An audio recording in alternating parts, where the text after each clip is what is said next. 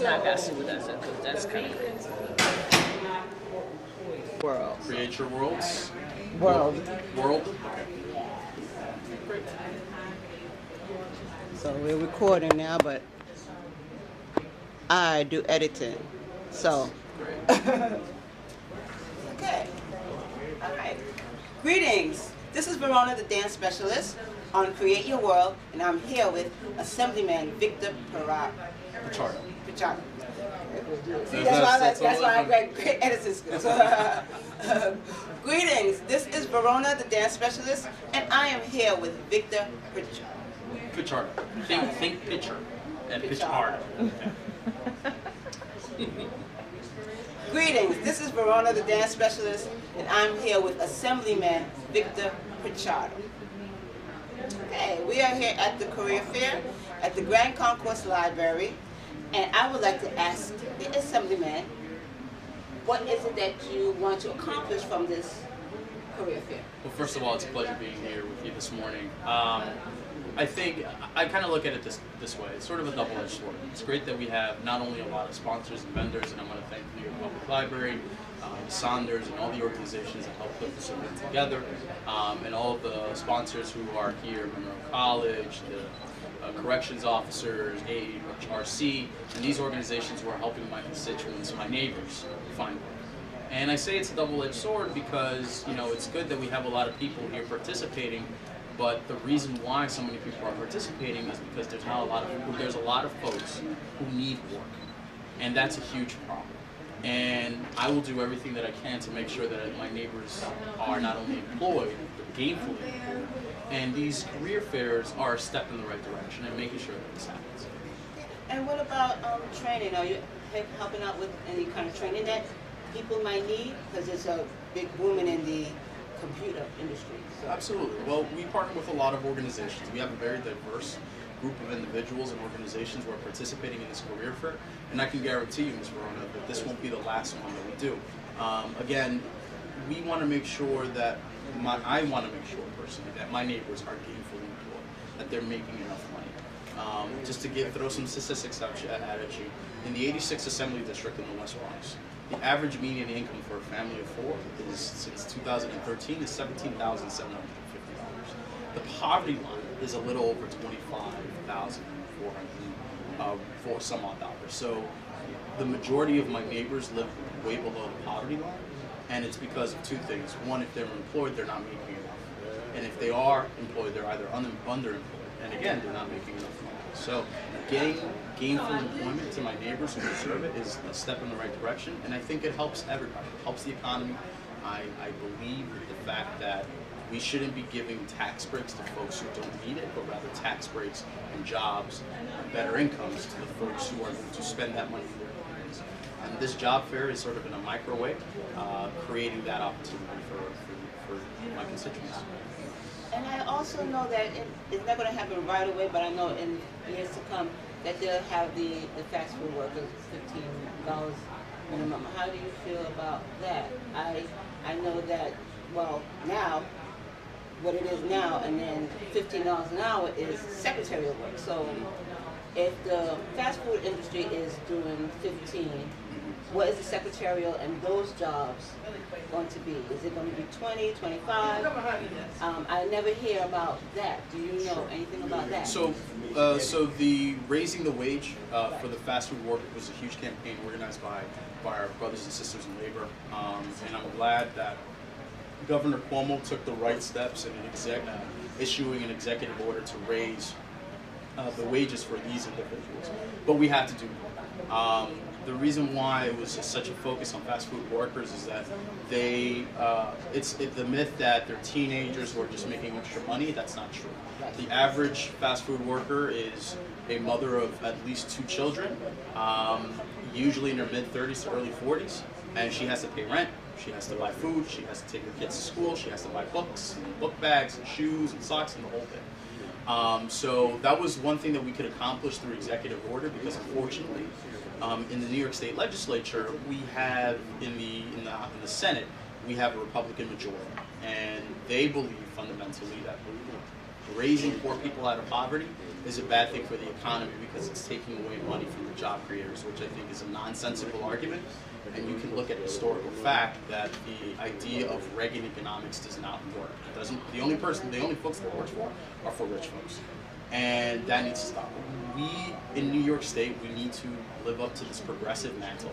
And one thing that we can do is just raising the standard of living to as many folks as possible, and not giving tax breaks to people who are going to stash this money away in their second or third bank account out of this country, that are not going to pay taxes on it and are not going to invest it into their local communities. It's just, that's what we need to do, and we need to do it across the board. And I hope that my colleagues in the Senate actually take this seriously enough and understand that there will be dire consequences if they continue to stand in the way of raising the floor and the quality of life for so many million New Yorkers across the state. Yes, that's why I asked the question, because it used to be where, when I was younger, which was a couple years ago. So. Right, thank you. I did hostess, and then that's where I got the minimum, and then as I started getting other jobs as secretary, it gets more and more. So for the level of education and the level of experience and expertise, it goes high. So I was just wondering, when it raised for the fast food workers, would it be raised for the one that has more expertise in your field, and those kind of white collar, I guess we call it white collar jobs. Sure. Well, like I said, we have to continue to push this argument that we need to raise the floor for everybody, right? The only reason this sector was specifically targeted was because one, the McDonald's, the Burger Kings, the Wendy's, the sort of the fast food industry basically is supplementing their bottom line with our tax dollars. So folks who are living on the minimum wage, working at McDonald's, trying to raise a family, like I said earlier, you're only making less than 20 grand a year. You have to pay rent and all this other stuff. So you're dependent on anti-poverty measures that are not funded by McDonald's, they're funded by the taxpayer. So that was the first step in the right direction, and the reason that was taken on first is because the governor had the authority through his executive orders and through a panel that he can put together to target a specific industry. So, we have to work on legislation on the whole thing.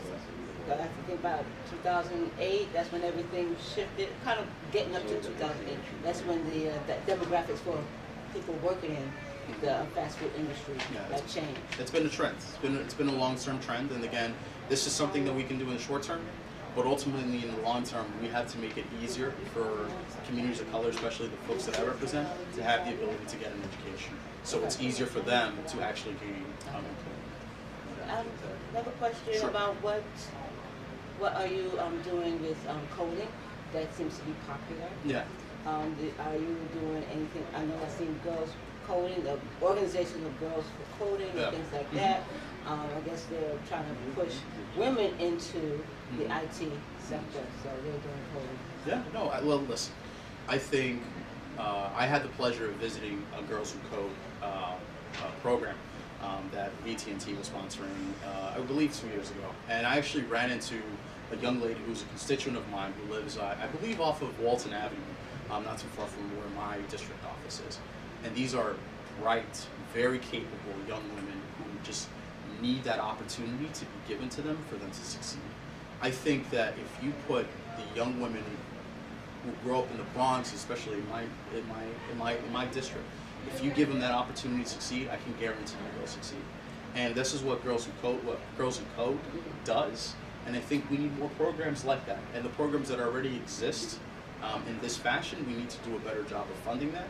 But more importantly, we need to support our young women.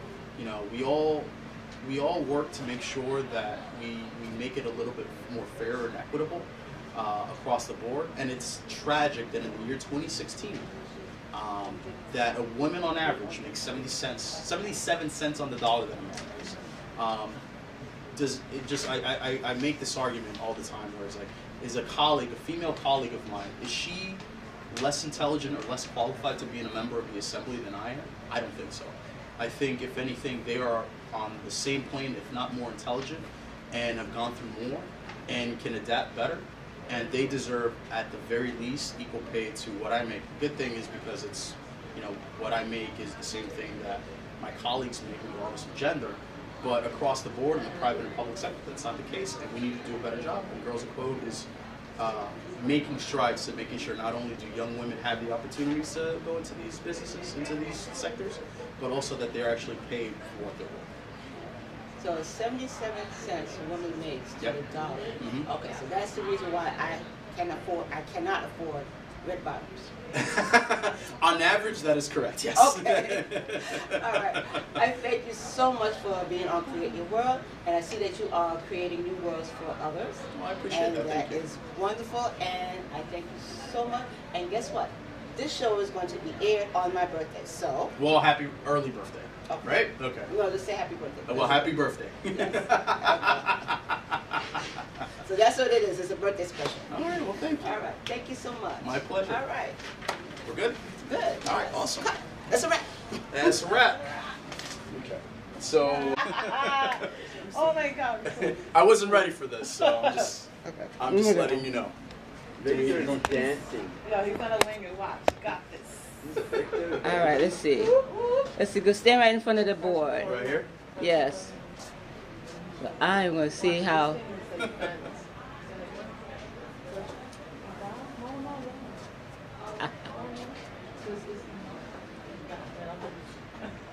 Okay, so let me just get these chairs out of the way. Sure. Okay. Can I get some of these?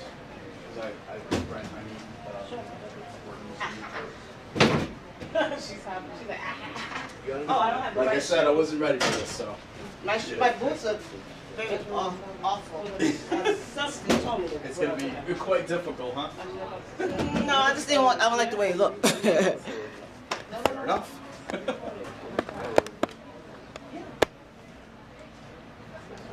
Oh, okay. Let's see. Yeah, when we're done. You got this space, right? Oh, you want to release some stuff? All right. Let me see. Okay, good. All right. All right. So we are going to do some salsa. Okay. All right. All right. So you're gonna show me. Wait, there you go. It's Okay. kind of hard to do without music, but. Okay. I don't know how you record Don't on worry. this. Oh, video. All right. You know, something nice and easy. Okay. Is this good? All right. Yep. Awesome. Okay. You sound All right. Thank you so much again. My pleasure. Like I said, I wasn't ready for it, so.